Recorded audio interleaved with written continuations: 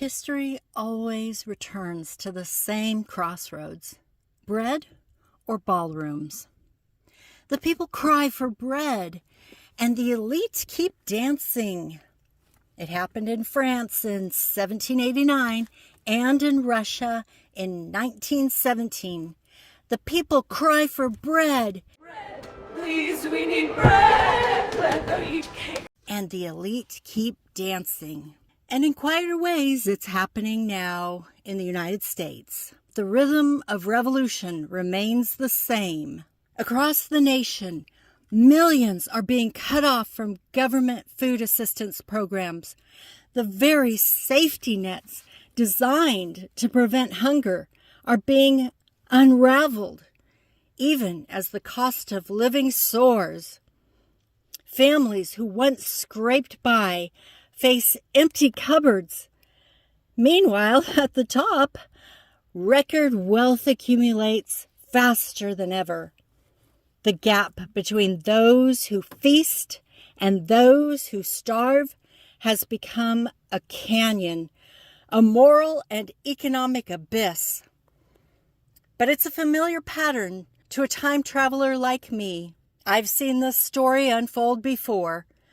A few grow opulent, while the many grow desperate. Breadlines lengthen, while the chandeliers still glitter. And then, as if on cosmic cue, something cracks. A spark catches. A new era begins. That spark is already visible in the heavens. On July 4th, 2026, America's 250th birthday, Mars will conjoin Uranus in Gemini, a volatile alignment of fire and electricity. Mars, the planet of action and conflict, meets Uranus, the planet of rebellion and revolution, in the sign of ideas, communication, and social networks.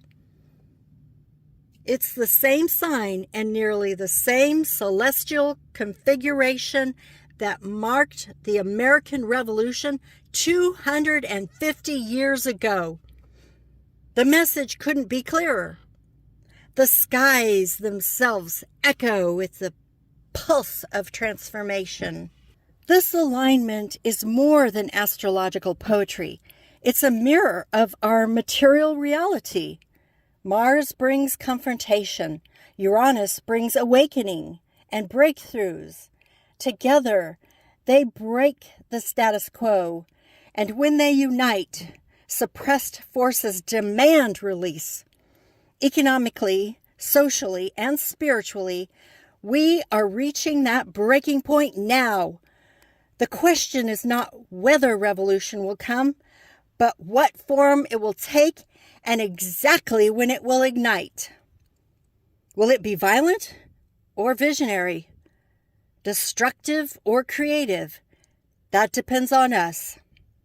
If the people demand only bread, they may win sustenance but lose their freedom. If the wealthy cling to their ballrooms, they may lose their world. And if enough of us awaken, if we remember our shared humanity and reimagine what equality means, then this revolution could be something greater, a rebirth of consciousness. In 1776, Uranus in Gemini heralded the cry for liberty. In the 1860s, it split a nation to end slavery. And in the 1940s, it forged global alliances from the fires of war. And now, as Uranus returns to Gemini and Mars joins it on the 4th of July, 2026, the United States stands once again at the threshold of its next becoming. If you're enjoying this kind of content, please give it a like and a share. Be sure to subscribe and comment below and let me know what you want to hear about next. And I just want to let you know that I'm starting my New Year special. My reading special for the new year is $99 for an hour or $50 for half an hour. Or if you are a Patreon at the $5 tier, you can get an hour-long reading for the half-hour price. So that's an hour-long reading for $50 if you're a $5 patron.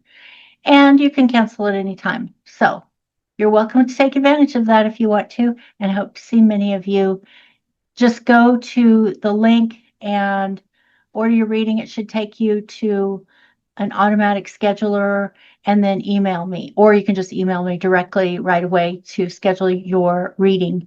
Be sure to email me. The email is below because I need to make sure that I have an accurate email address for you. All right, thanks so much. The revolution that's coming isn't just political, it's existential. It asks us to decide who we are when faced with hunger and opulence, truth and illusion, courage and comfort. So when I look ahead as a time traveler, I don't see a single future. I see two timelines.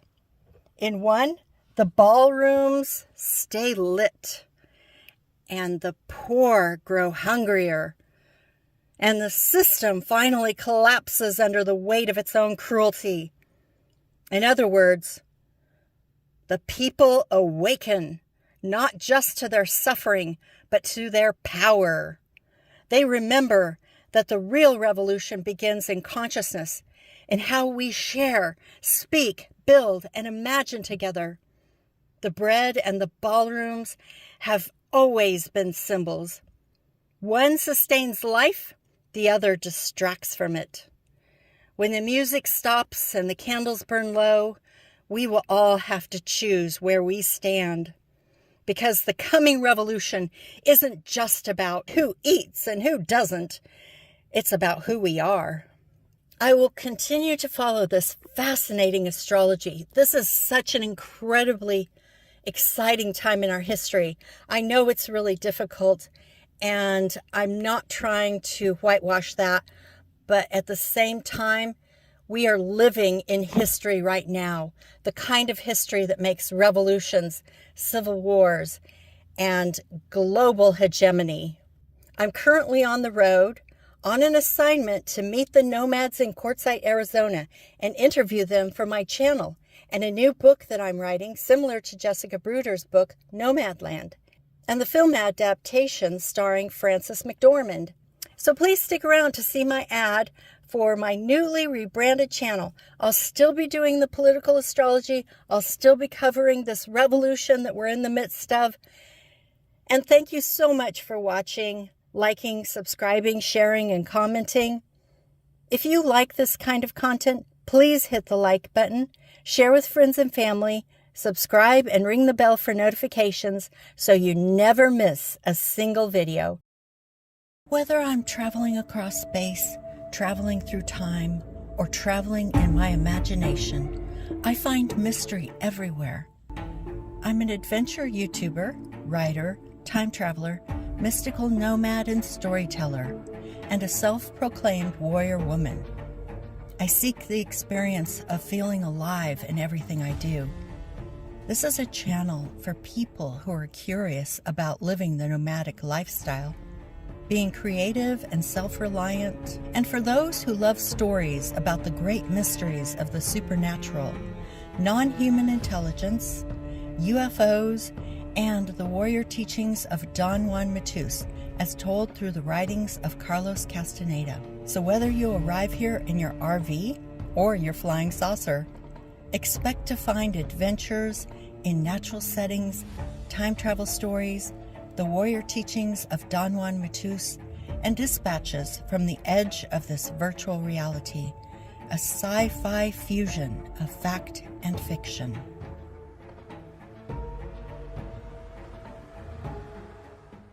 See you soon.